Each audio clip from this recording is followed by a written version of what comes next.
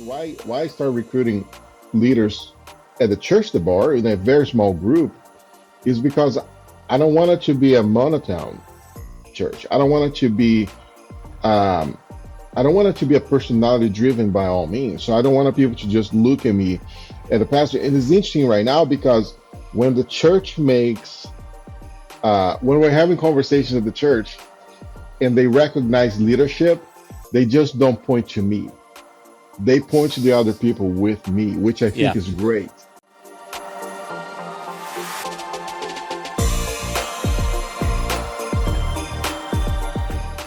Hey everybody, welcome to the Church Digital Podcast. We are in season 8.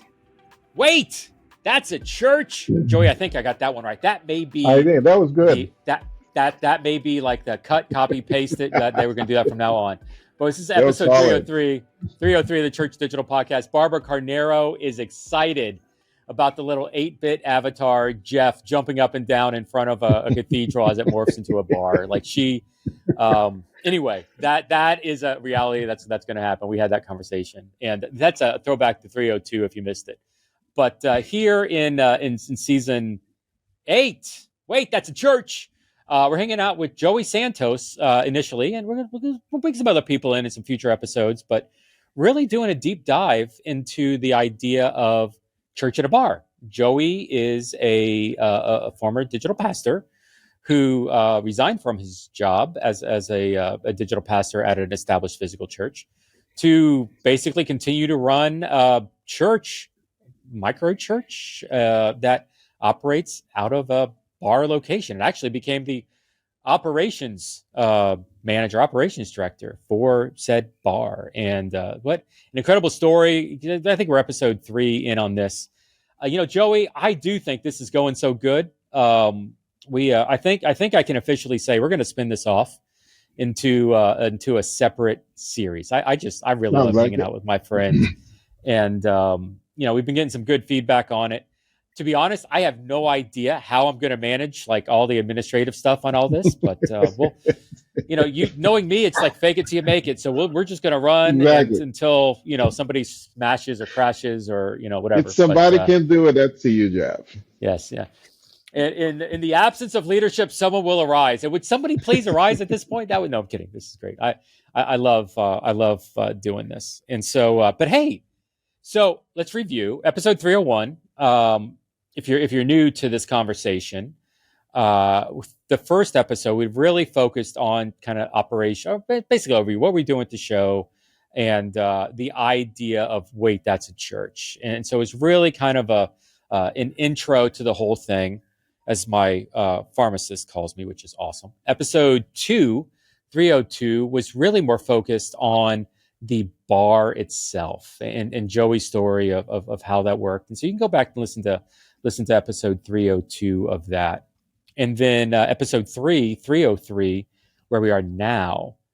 Man, like Joey dropped a bomb last week, and we kind of glossed it over just because of time, but where Joey was talking about how he is looking at extending the bar into new locations, multiple locations, and the bar is opening up a new what's it called? What's Monkey Bar? Monkey Shines? What's the name of the bar, Joey? Because Monkey Bar and Grill. Monkey Bar and Grill is opening up a new location in they're like 4 or 5 miles away, and so. What would a multi-site micro church model look like? A network of churches, and even getting into the question of, as we're talking about multiple models of church, like what exactly is a church? And so these are some of the things we're going to get into here into the conversation today. And Joey, I have done a lot of talking up here at the front, and not much of you. So, man, you got anything you want to say up top here as we get started with the show? Yeah, thanks, Jeff. I think it has been really good. Its first 2 episodes has been really good. Actually, it helps me to remember of things that we've done that, sometimes you forget. And it's good to look back and kind of refresh our memories on some of the things that we've done as Church to Bar. I think for the audience, though, for the people listening to us, it's so important for them to understand that this is really not a statement about any kind of expression of church. It actually is the opposite. It's us like looking into, first of all, the mission of the church. And regardless the building where you meet in, you meet at, it doesn't matter. It's just, are we accomplishing the mission? And I happen to have an opportunity to do this inside of a building that happens to be a bar, right? So we we focus on just let's accomplish this mission of making disciples, or making disciples look like in this environment. So I think it breaks from the traditional, that's for sure. In I think in the next few episodes, people are going to start meeting other expressions of church out there. But I think there's even a possibility that we're going to discover through this podcast is people having different expressions of the church inside a traditional church building, which makes a very interesting twist to the whole thing. Because at the end of the day, it's really about the mission of the Yeah. church. And are we accomplishing that mission through any of those expressions, including digital? Right, I just happen to not be doing digital the way I was doing before, but I deeply believe on the digital. I still, to this day, yes, I help churches in conversations on digital platforms, in digital churches, and what they're doing, because I believe in that mission. I believe that you can accomplish the mission through the digital platform. But this season, to me, is happened to be a micro church model, which I never done it before. That's the most, like, I never ever crossed my mind to ever do this, anything remotely like this. So I think it is important though. But again, Jesus, he set the example, right? He multiplied before he distribute, before he gave away, and that's what we're looking at. You know, can we? What we need to do to multiply the experience that people are having in this location. And I would say, Jeff, I don't know about you. I'm curious to hear from you now. Is when it comes to multiplication in your mind, what do you think should be the first step of every leader? What they should think first? What do you think that is? Oh man, I feel like this is a trick question. You're putting me on the spot here. I'm supposed to be interviewing you. And so yeah, I mean, I would say, well, it's interesting. Actually, I told somebody this the other day. It's if I'm gonna train somebody, I never want to train one person. I always want to train two or three at the same time. I just have a very well. I've trained that one person before. I've invested a year in that person, and that person doesn't pan out. And Hmm. so, like for me, I would rather train two or three people at the same time. And when I say train, I mean that can be training on a technique, a technical technique. That can be, that can be investing in a marriage or a relationship, or that could even be just full on discipleship and walking Yeah, through that person. The intent is, especially focused on multiplication. Is your disciple capable of making a disciple? Can they reproduce this idea? Which for me is like when you said last week that you were wanting your church to multiply, like not just the one bar location, but multiple bar locations. And that was like an urgency now. To yeah, me, that was like angels singing in the background because I mean, to be honest, we don't see that a lot. And it takes a lot of coaching to yeah, get planters today to overcome the growth mindset and go to a multiplication mindset. And so, like to me, that's the big difference with multiplication is I'm going to invest time in my best person, not to become my associate to make my life easier, but actually to hand it off to be my not competition, but somebody who's yeah. going to be taking my leaders and making my life really much harder. It's Yeah. interesting. I'll shut up after this, Joey. But I heard a guy on oh my gosh, I forget what podcast this was. It was a church leadership podcast a couple of years ago, and he was interviewing a pastor in California. And this pastor, Ian's in the crowd. Ian, this is actually a great story for you. This guy was at a 150 person church somewhere in California. I want to say Northern California. And he said they worked really hard to grow the church to 250, 300 people.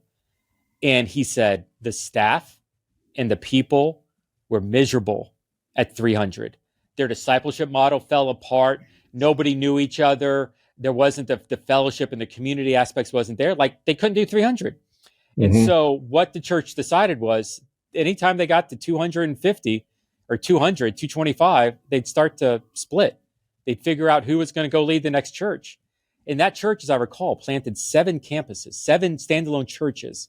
150 person church planted 7 churches as a result of, hey, we're too big. Somebody go. We're too big. Somebody go. Who's next? Where you want to go? Okay, let's go there. Who's going to go with them?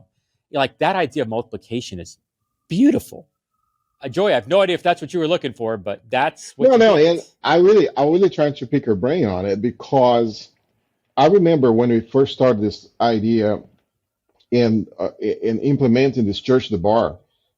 Uh, it was so interesting to me because I remember, the bar you being there is a gigantic building for a bar Oh yeah. and a restaurant. So just like I said, the patio alone, we'll have 800 people there on a Friday night.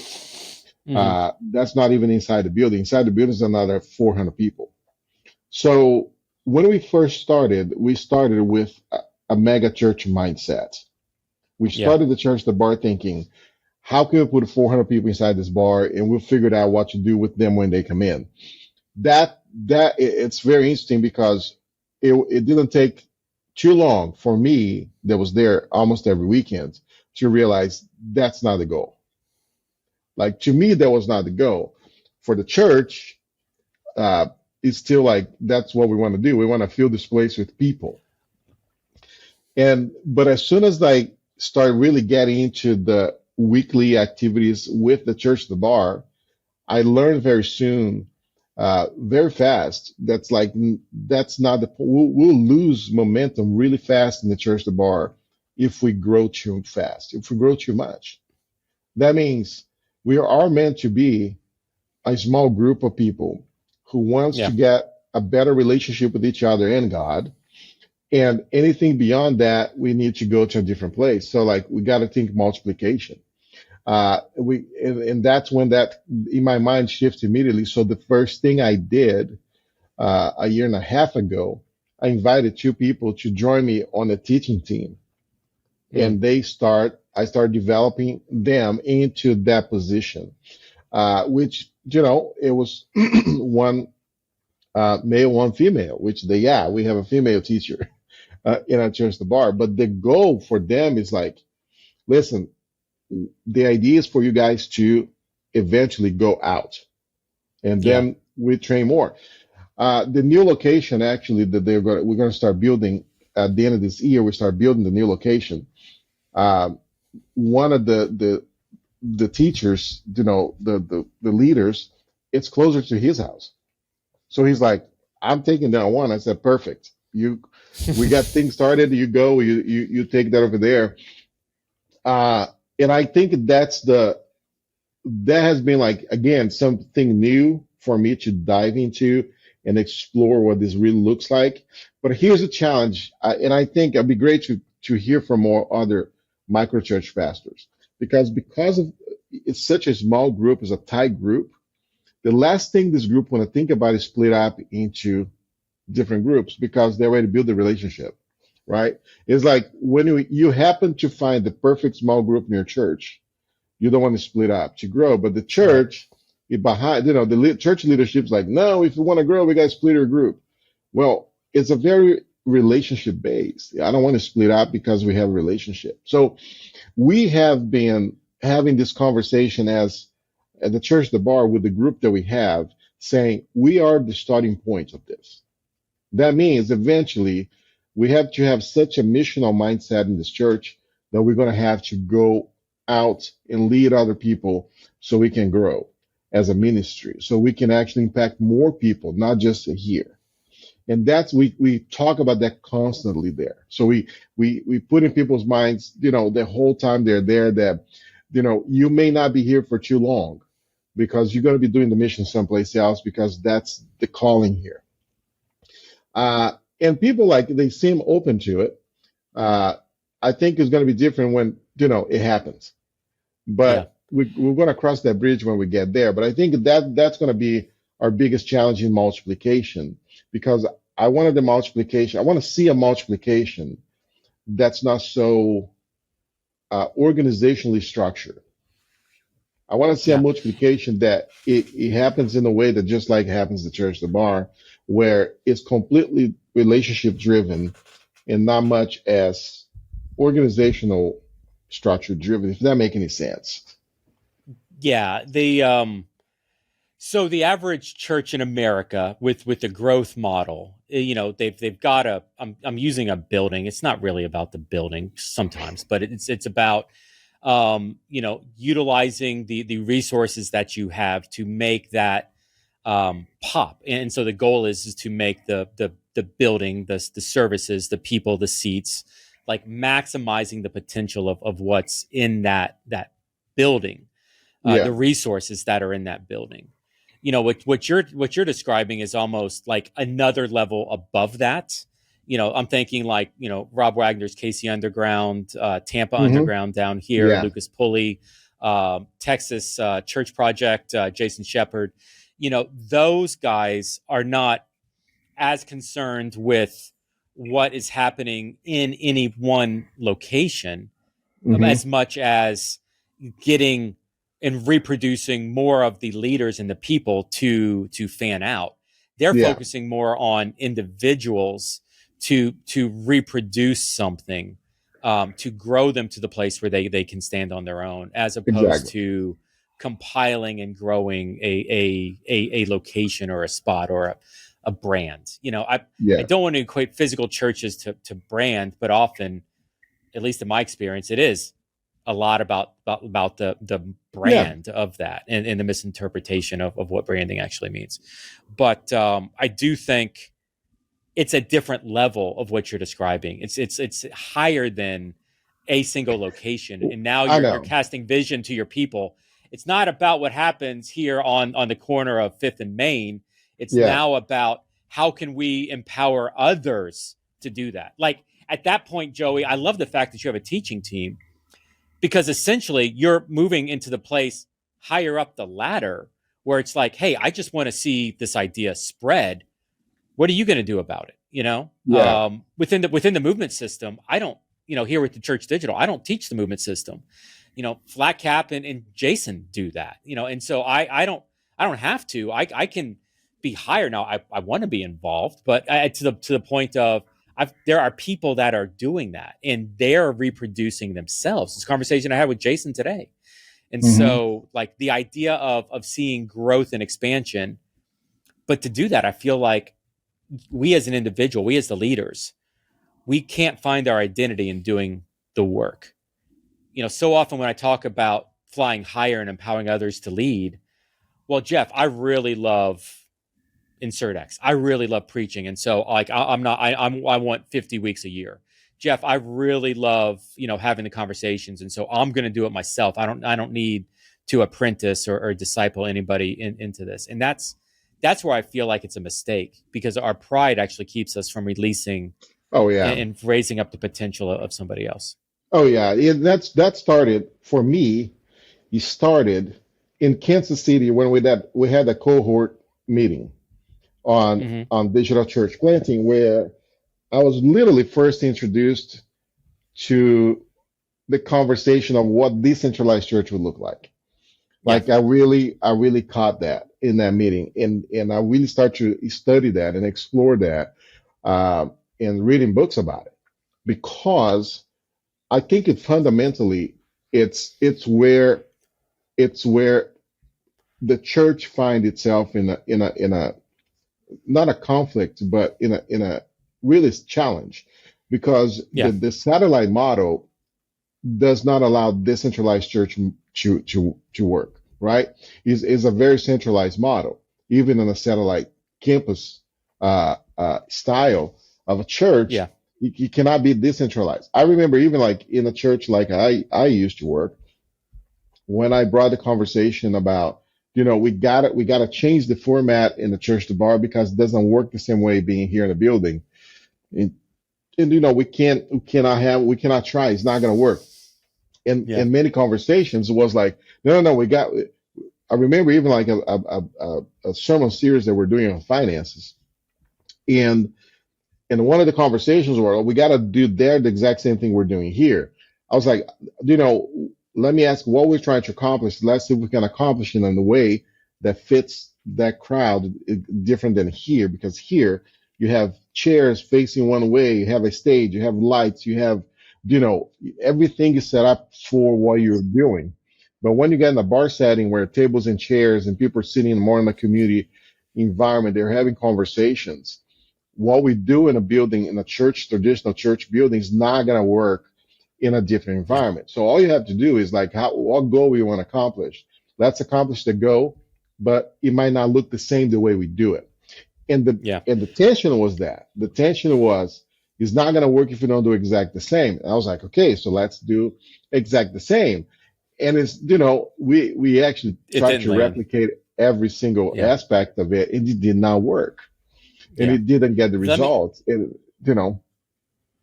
Let me back up a little bit, because I know sometimes when I talk about decentralized, I get eyes glossing over. But I think this is an important principle, because I've actually worked in a centralized multi-site and a decentralized, both. And so like I can literally testify to the strengths and weaknesses of both sides. So a centralized church is going to be something like Life Church. Where Life Church has or elevation, and it's not about size. It's more about, they want the same experiences across the board, whether it's video teaching, same worship sets, same small group material, same discipleship process, and that's great. By the way, Life Church actually has like a customer profile. A couple years. This is old data. This goes back pre-COVID, but lots of churches want to become Life Church. Life Church would not even consider going to the town or the city that the church was recruiting, unless there was a Panera. I'm sorry, not a Panera, a Payway. If there was a Payway in the area that the church was at, that was the metric that Life Church would consider to go into that town, because Life Church knew what the customer was, and this customer of Payway was the same customer that would go to a Life Church. It was the same type of person. And so Life Church was really good at reaching that type of person, and would only go where that type of person existed. And there's a strong level of centralization and control, because the central church is controlling what's happening out at the, Joey used the term satellites, at the other locations. The other model is a decentralized multi-site, where it's more like a network of churches that work together, and less like Starbucks franchises. So a decentralized model is like, hey, why don't you go over there, and why don't you go over there, and you go over here? Okay, I'm in an area that's very urban and downtown. You're in a very redneck rural area. You're in a very Hispanic area. Okay, let's work together. Let's share HR resources and other things to try to centralize as much as we can. But it's important that, whatever you guys need at the ministry level to succeed, that's what you should do. And so decentralized is not about control as much as it is empowering others. Now, what's interesting is, like, I hated the decentralized model when I was centralized.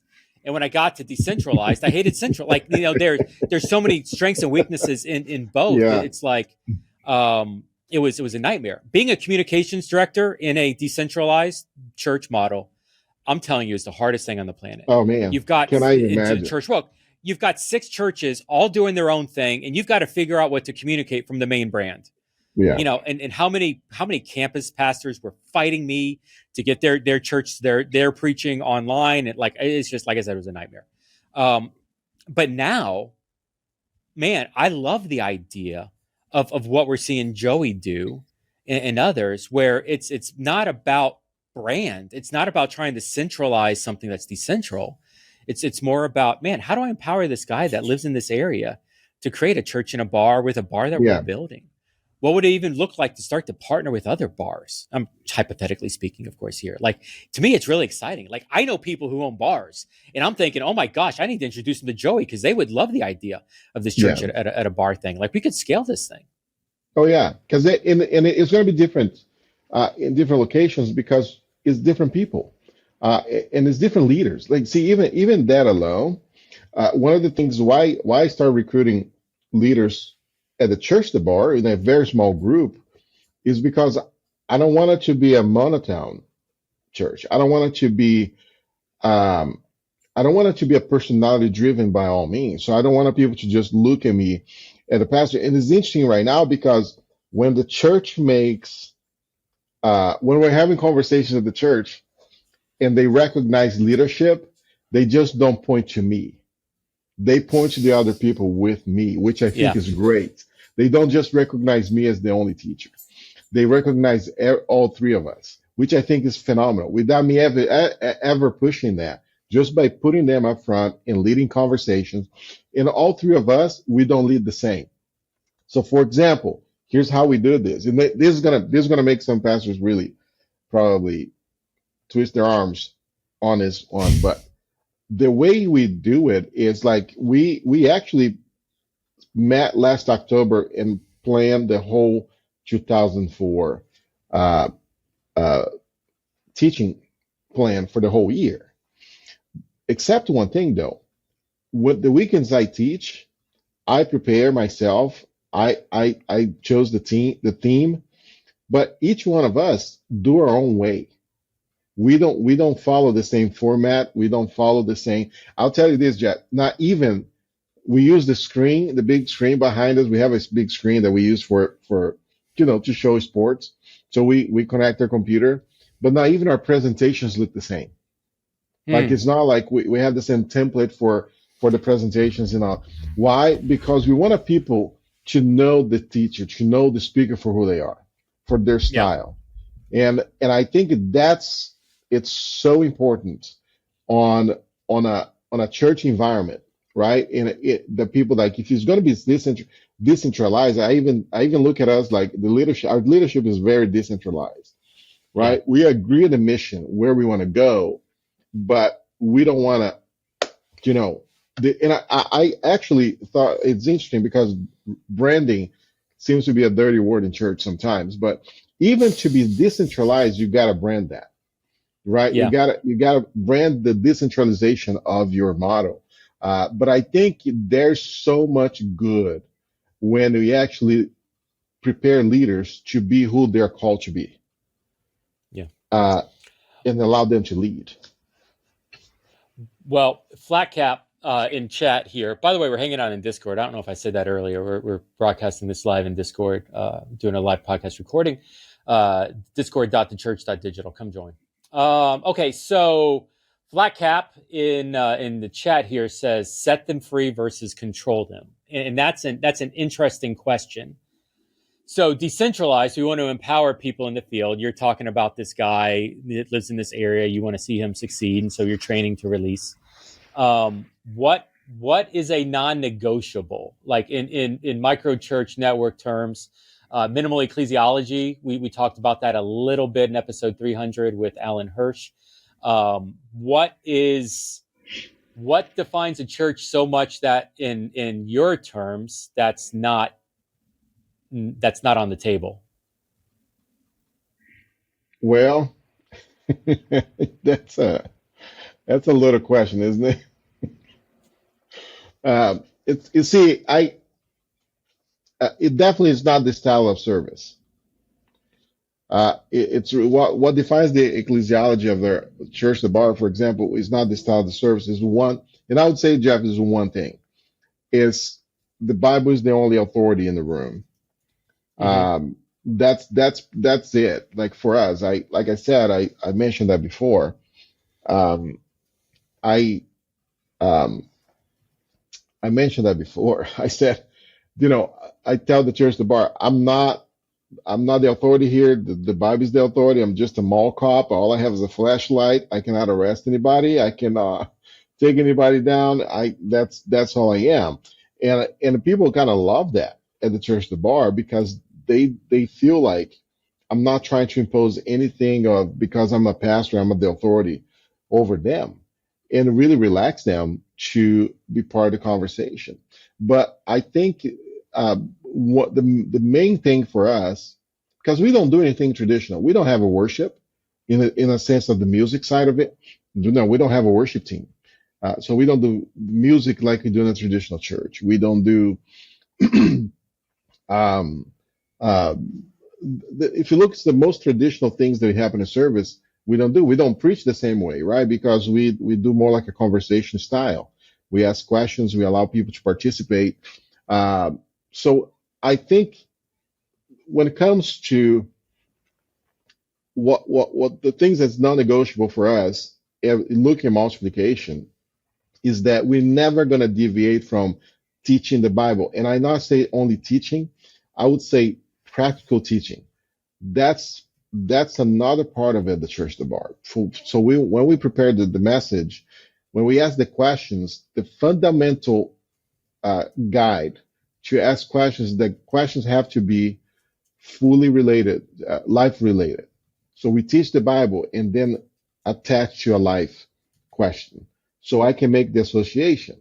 So Jesus was the master in practical teaching. He was not just the teacher. He was not just the rabbi. He was like very practical in his teaching. That's why we look at the parables, right? That's why we look how he tells the stories and how he always had the gift to relate to people right immediately because it was practical. His teaching was for people to really understand, right? He came down to people's capacity to understand because that's how much he cared for people. So I think that part of in the church the bar is that we're not going to only teach the Bible, it's going to be a very practical teaching out of the Bible so we can actually apply right now. And we don't ask questions that are not there. I mean, we're talking about right now, this few weeks, we're talking about what's church at the church the bar.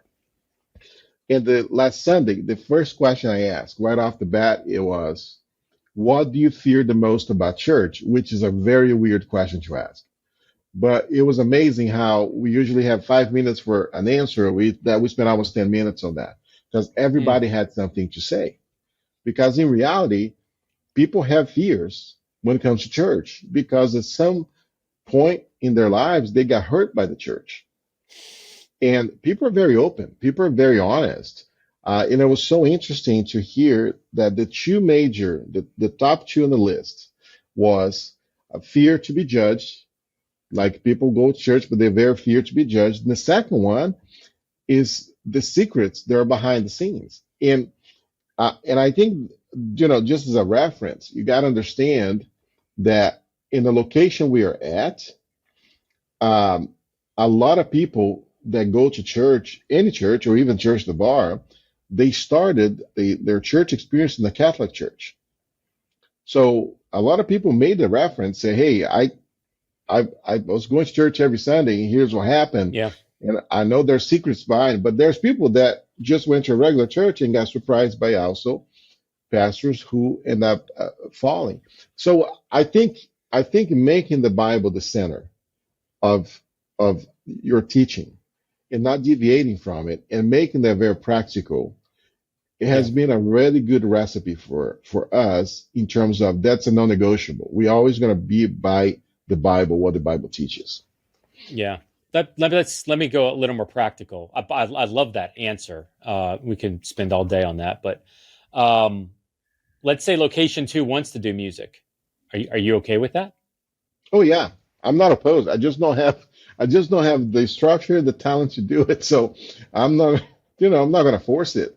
Uh, Okay. and and people are okay with that, right? But absolutely, if somebody open a location, say, "Hey, my son is a really good singer and can really lead the worship," like go for it, do it. I'm not going to regulate any of that in any location if it really works for the group, right? I mean, if somebody that cannot hold a tune and doesn't know the guitar has like think the guitar has seven strings instead of like six, or I mean, it's going to be complicated, right? Yeah. Or I remember doing worship auditions in church, and this musician came in like, I want to play in the worship team, and she started playing the keyboard, but like, let's play this song together. And she said, can we transpose to F, because I can only play songs in F. We're like, we're like, this have a may not nice be for day. you. Thanks for coming by. Yeah. You know what I Here's mean? the number for the student ministry worship guy. Why don't you go connect with him? That's funny. Exactly. What it's interesting. It's just I feel like we're focused on music, but Yeah. it's interesting that your music is not like music is typically on the radar for an essential for worship. I for church, I would say, somebody's going to quote, make a joyful noise, Yeah. and tell me 15 Bible verses involving musical worship and David, which is why they think that music should be part of a church service. And so, you taking it off the table is interesting. Is there anything, like, I don't necessarily want to call that a radical idea, but is there anything else that you've kind of have adjusted off the table from what the typical model is? Yeah, I mean, you're at a I think bar, that's music would, controversial enough, but I know, I think music was the bigger one, because even in the beginning, we used to, when we first started, we used to broadcast the music from the main campus. yeah, But it's interesting enough, just like we have these discussions before in an online church, digital church, when we stream music to your church, I invite you to just go and look at your um, uh, uh, analytics. Look at your analytics per minute and see what happened in the worship during our live streaming. People are making sure the pancakes are not burning, and make sure the diapers are changed and all that, and they're waiting for the message to kick in. And when message comes in, you see the uptick on the audience. Why? Because at home on the broadcast, music is just not that relevant that people want it to be. It's just not that engaging, because I'm not in the room. See, the worship that we do in the room is built to provoke a reaction, a response, right? So that's in why the we have room. the lights, the projection, and all that environment's built for it. But in my house, I'm just listening. I'm just watching a show. I'm watching a music, and I don't want people to get offended with that. I know the intention is not to be a show, but I'm sitting in my house watching a nice music on TV. And then I'm going to start consuming the message, in which that's what I'm coming in for.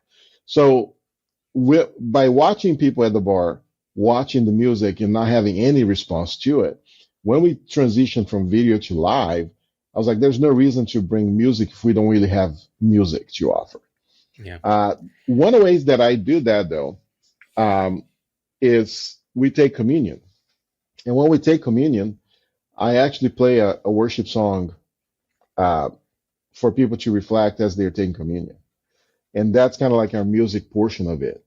But one thing that I don't know if there's anything else that we removed from, we changed so much from the traditional way of doing church, besides the music, because the music is the big one, right? I mean, you have the two biggest portions of your service is going to be message Time, and yeah. music. And we use that time mostly for the conversations that we have on the Bible. Yeah. That's big. I could see, that's what I was going to say. Excuse me. Some other ways it's interesting, even cutting worship out. I mean, there's more than one way to skin that cat. There's more than one way to scratch that itch. Let's be a little less Yeah. gross. There's more than one way to scratch that itch. Provide a YouTube playlist. Put it on your like a weekly website where they can digest it on their own, or Spotify, Yeah. where they can take it with them, and they can worship in the car as they're going. We actually did a lot of that with some of the micro stuff that we were doing back pre-COVID out of the church that I was at. And so we had micro church networks around, and they didn't have, I mean, they would watch the canned worship half the time, and sometimes it wasn't working. Some would bring in a guy with a djembe and a classic and an acoustic guitar to play. Some would do their own YouTube playlist and do Casting Crowns and whatever. Like, once again, we were very decentralized with that. which I got a lot of heat from a centralized church leading a decentralized microchurch network, but that's another conversation. But the idea of, hey, be creative with it. Just because you've seen it one way done in a corporate environment at your, mega church on the corner doesn't mean that's the only way to do it. And, there's always ways to reimagine some things. And so, I give Joey, pats on the back and praise for, hey, we really can't do this well. So we're not going to, but we're open to if somebody else would. That's great. Man, is there anything else we need to cover today? Is this good? I think that's a great conversation. There's so much here that we can, keep talking. We will next few weeks. Yeah. But I think it's been good, and I think a lot for people to, to join this conversation, through comments and messages. Just say, hey, here's some thoughts on this, because we have not all figured out. We're still learning. We're still exploring. And we love to network on this, because I think that's a big part of it. Yeah. Simon says in chat here, Simon's in Germany, by the way. Love what you do. A friend pastor of mine opened a jazz bar in our village in Germany, reaching people that would never attend our church. And so love that. Simon's actually a pastor of Beta Church, a digital-only church in Germany as well, and is starting a Cloud Kirsch, which is a digital church network up there. Simon, we need to talk. Not appropriate for this podcast, but I'll DM you, and let's find the time to get together. But no, this is good, man. I have Tall Skinny Kiwi. I will listen to Tall Skinny Kiwi's typing something right now. I'm gonna stall for Tall Skinny Kiwi. Tall is greetings from New Zealand. That's why awesome. I stalled, bro, for you to say hello from New Zealand. I was going to say you were from New Zealand. I didn't need you to type it in there to stall the ending of the podcast, but I was expecting some wisdom. Tall Skinny Kiwi's a VR guy, and so looking forward. Yeah. We'll have to have him on at some time talking about VR Church. We do want to get into. We've been spending a lot of time on the micro model, which is due. Joey's a friend and has done a great work and does understand digital, but we'll be expanding this into digital, and we've got some digital guys on tap and into VR as well, and some others. And so we are excited to explore unique expressions of church and fresh expressions of church here in 2024 and beyond. And so, hey, we're going to wrap it for the Church Digital, episode 303. For Joey, this is Jeff at the Church Digital. Thanks for jumping on the pod. We'll see you next time on the show.